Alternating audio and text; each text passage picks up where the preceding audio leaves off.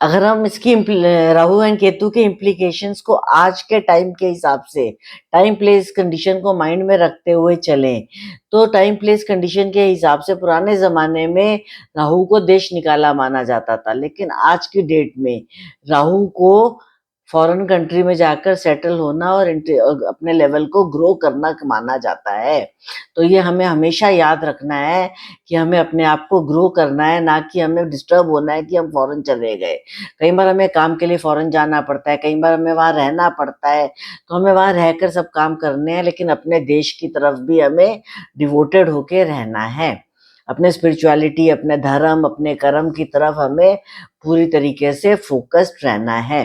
अगर हम इसका सबसे बड़ा इफेक्ट देखें, तो आज सारे काम हमारे बन रहे हैं, सब लोग मेंटल प्लेन पे काम कर रहे हैं। जो मेंटल प्लेन है हमारा, वो हमारे को यहाँ से जब दिमाग से देता है, हम अपने दिमाग से ही सारी चीजें सोचते हैं।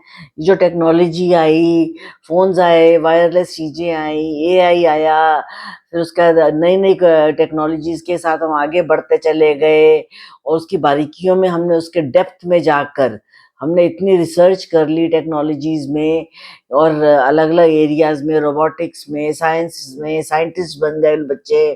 कितना मेंटल वर्क कर रहे हैं लोग, एआई की इन सब चीजों के इम्पैक्ट्स आए हमारी लाइफ में। तो ये सब राहु एंड केतु के गिव एंड टेक वाला रिलेशनशिप से ही आए हैं।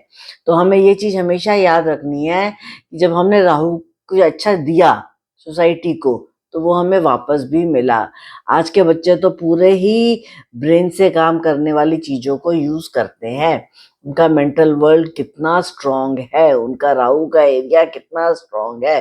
अगर आप यूट्यूब ही देख लीजिए, तो हम सब यूट्यूब पे काम कर रहे हैं, तो that is because of this technology, कि इसने हमें पूरे वर्ल्ड के साथ कनेक्ट कर दिया। और वहां से चलते चलते हम कितनी छोटी छोटी माइन्यूट चीजें लोगों तक पहुंचा पा रहे हैं।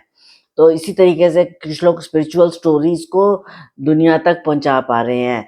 तो हमारे को आज जो मैसेज मिलता है वो ये है कि राहु केतु कोई हवा नहीं है, कोई काल सर्प दोष नहीं है, कोई बड़ा भ्रम नहीं है। ये सिर्फ एक बैलेंसिंग है मेटेरियलिस्टिक एंड स्पिरिचुअल लेवल्स को, जो हमें बना के रखने हैं, और दोनों को यूज करते हुए लाइफ में हमें आगे बढ़ना है। हमें यहाँ पर देखें तो हमें टेक्नोलॉजी के बेस पर हम कितने काम कर सकते हैं। हम बैंकिंग में जा सकते हैं, हम टेक्नोलॉजी में जा सकते हैं, हम एचआर में जा सकते हैं, बहुत सारी फील्ड्स है यहाँ पर। हम डिटेक्टिव की फील्ड में जा सकते हैं, हम रिसर्च स्कॉलर्स बन सकते हैं, अलग अलग फील्ड्स में जा सकते हैं।